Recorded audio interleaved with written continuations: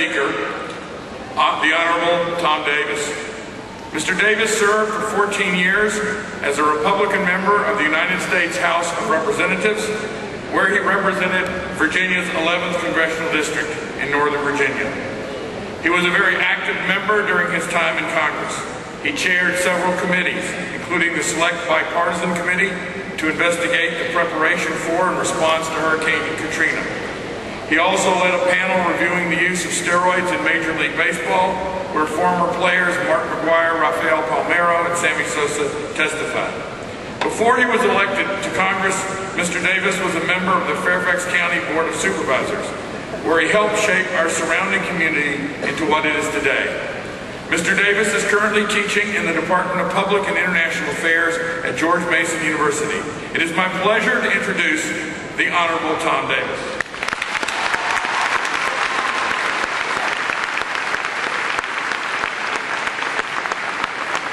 Thank you very much, Dr. Burton, faculty, parents, friends, guests, and the class of 2009. I can't tell you what an honor it is to address the graduates of America's #1 up-and-coming university, George Mason.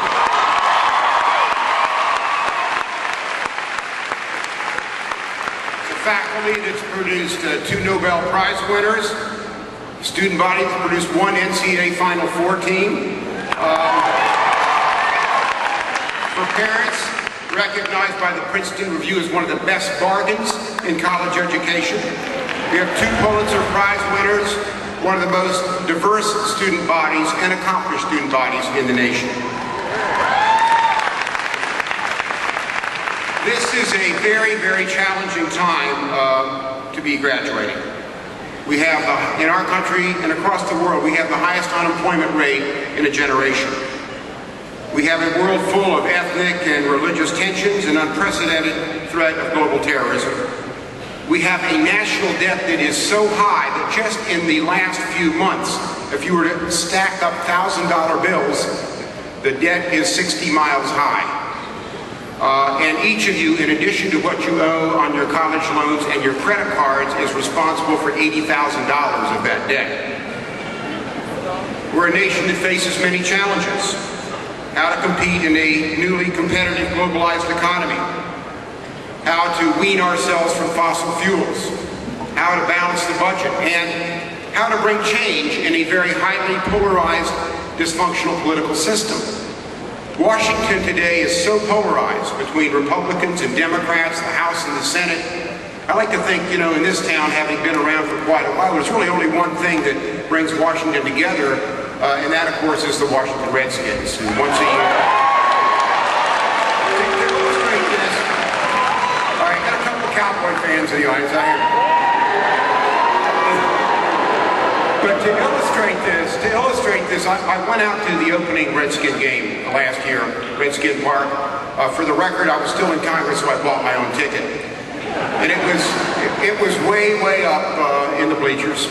But I noticed there was an empty seat on the 50-yard line, and it was empty at the end of the first quarter and at the end of the second quarter.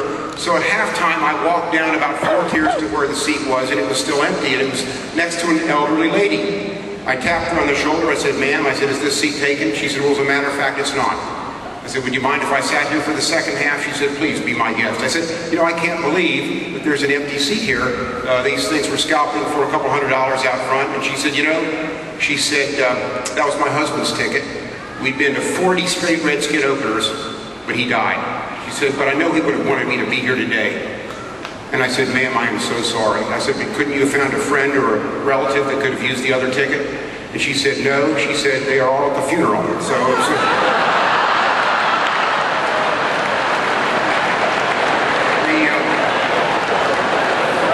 now the bad news is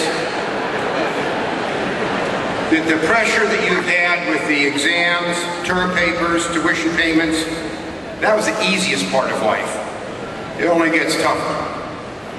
I know starting your careers in troubled times is a challenge, but it's also a privilege, because in moments like these, it forces you to try harder, to dig deeper, to discover gifts we never knew we had, to find the greatness that lies within each of us. So don't ever shy away from that endeavor. Don't ever stop adding to your body of work. Now, those were the words, the sage words and advice from President Barack Obama addressing Arizona State University on Wednesday. My counsel is going to be less eloquent, it's going to be shallower, a little shorter, and I call it, and not nearly as quotable, but I call it Davis's 5 rules for moving on in life after college. The nice thing about this 5 is it's a handy guide to you to let you know how much longer the speech runs as I run through the 5 areas. First, number 1, follow your instincts. We all have a special talent, a special gift that makes us, if not the best in something, at least a little better than the average bear. It may be in music, it may be art, it may be sports, it may be you're just a good people person.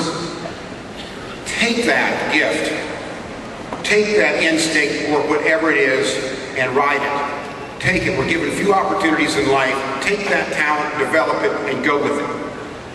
My favorite story about instinct, which I think is the most important attribute anyone can have, whether it's sports, politics, business, instinct, ability to make a quick decision based on sometimes limited information, goes back to my college days. In my college class, I went to a small college, a class of 300. It was clear in our class from the first day there was one guy in our class whose SATs weren't as high as everybody else's. His grades weren't as good. In fact, this guy was just plain dumb. His name was Moose McGee, and we always wondered with the Moose, what was it about him that the admissions committee saw? But it turns out he was a heck of a football player. So they saw this quality and let him in. But the Moose had one thing the rest of us didn't have. He had an instinct. He could walk into a complex lecture, not understand a word that was being said, but he would hone in on a few buzzwords that the professor was throwing out. He would dutifully record these buzzwords in his notebook and regurgitate them in some fashion in the final exam or final paper. Not always in an appropriate syntax, but at least the words would be there. And as I find now that I'm teaching, you go through and you look for the words, and if they're there, you give them the benefit of the doubt. It's too late for this class, but maybe next year's class. Anyway, the Moose walked across the stage, class of 71, dead last in the class, and I always wondered what happens to a guy like this. But he was a survivor. I went back for my 10th reunion. No one had heard a word from the Moose, but 10 feet from the car, one of the fraternity brothers came up. He said, "Davis," he said, "did you hear Moose McGee's coming back for the reunion?" I said, "No kidding, what's he doing?" I said, "I don't know, but you know, we're all pretty successful. We're making good money. Some of us have won awards and stuff, and we don't want to flout our success in front of the Moose." So we kind of strategized how we could treat him. We got our comeuppance a few minutes later when the chauffeur-driven Rolls-Royce pulls into town. And surprisingly, the Moose is in the backseat. He's not driving like you might have expected. He gets out of the car. He's got a couple little mooses with him now. This is 10 years out. At the class dinner, we all sat around and everybody just takes a minute in what they're doing. This is 1981. Moose hands a $250,000 check to the alumni fund and said, "This college meant a lot to me." You could have heard a pin drop. But everybody's kind of too embarrassed to ask. But I'll tell you, this is an alumni weekend. It's an open bar. It's a long night. So a couple hours later, I was back by the bar. For the record, I was getting my 4th Diet Coke of the night. But the Moose was back there, and one of our brothers had imbibed a little too much. He got emboldened, and he got right in the Moose's face. He said, "Moose," he said, "you just wrote a 6-figure check to the college." He said, "You were the dumbest guy in the class." He said, "How do you make that kind of money?" The Moose illustrated with his answer, friends, why instinct is the most important attribute you can have, and he had it. He said, "Well, guys," he said, "I had a few bucks when I graduated from the college, so I bought into this small company that makes these gasket heads." He said, "We found out we could make these gasket heads for $1 a piece." He said, "But we could sell them for $5 a piece." And he said, "You know, you just can't beat that 4% profit." So